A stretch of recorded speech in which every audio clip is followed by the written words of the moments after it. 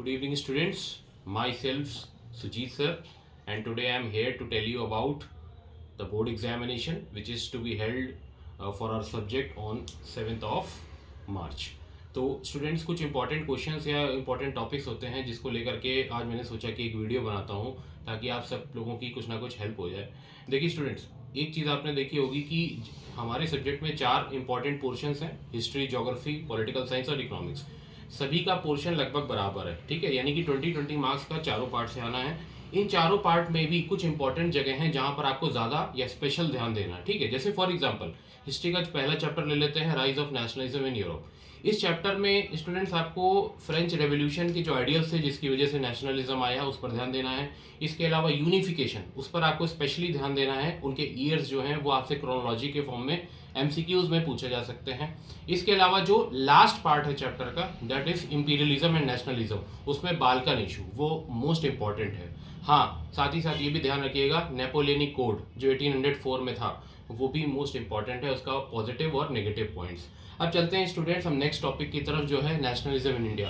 Nationalism India में students जो चीज़ें जहाँ पर हम लोगों को प्रॉब्लम आती है, जैसे limitations of the civil disobedience movement, वो आपको स्पेशली ध्यान रखना है।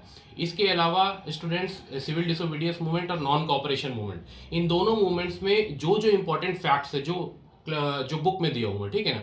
और इसके अलावा क्रोनोलॉजी ऑफ द इवेंट, जैसे फॉर एग्जांपल जब गांधी जी इंडिया आए 1915 में, उसके बाद उन्होंने कौन कौन से मूवमेंट्स में पार्टिसिपेट किया, उसका क्रोनोलॉजी क्या है, ये सबसे इंपॉर्टेंट चीज़ होती है क्योंकि ये एमसीक्यूज के फॉर्म में आपसे पूछा जा सकता है, ठीक है स्टूडेंट्स। इसके अलावा नॉन कॉपरेशन मूवमेंट में कौन कौन लोग थे और उन्होंने क्यों सपोर्ट किया, यानी कि स्वराज का इंटरप्रिटेशन अलग अलग कैसे था सब लोगों का, इस चीज़ पर आपको स्पेशली ध्यान देना है, ठीक है।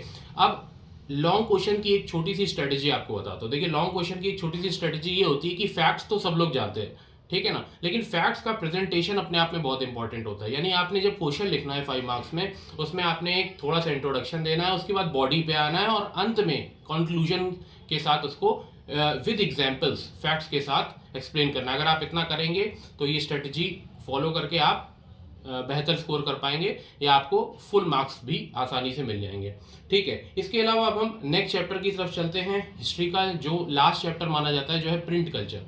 देखिए प्रिंट कल्चर में आपको ये ध्यान रखना है इस पे एमसीक्यू के पॉइंट ऑफ व्यू से कि चाइना, जापान में किस तरीके से प्रिंटिंग कल्चर डेवलप हुआ, उसके ईयर्स क्या क्या थे और प्रिंट रेवोल्यूशन ने क्या चीज़ क्रिएट किया। अगर हम इंडिया की बात करें तो प्रिंट रेवोल्यूशन ने क्या किया, इंडिया में प्रिंट कल्चर को कौन लेकर के आया और सबसे पहले किन लैंग्वेजेस में प्रिंटिंग पब्लिश करी गई थी, यानी प्रिंटिंग स्टार्ट हुई थी, प्रिंटिंग की वजह से किस तरीके से रिफॉर्म्स आए थे, ये भी अपने आप में बहुत इंपॉर्टेंट हो जाता है स्टूडेंट। तो आपको इन सब चीज़ों पे ध्यान रखना है, ठीक है।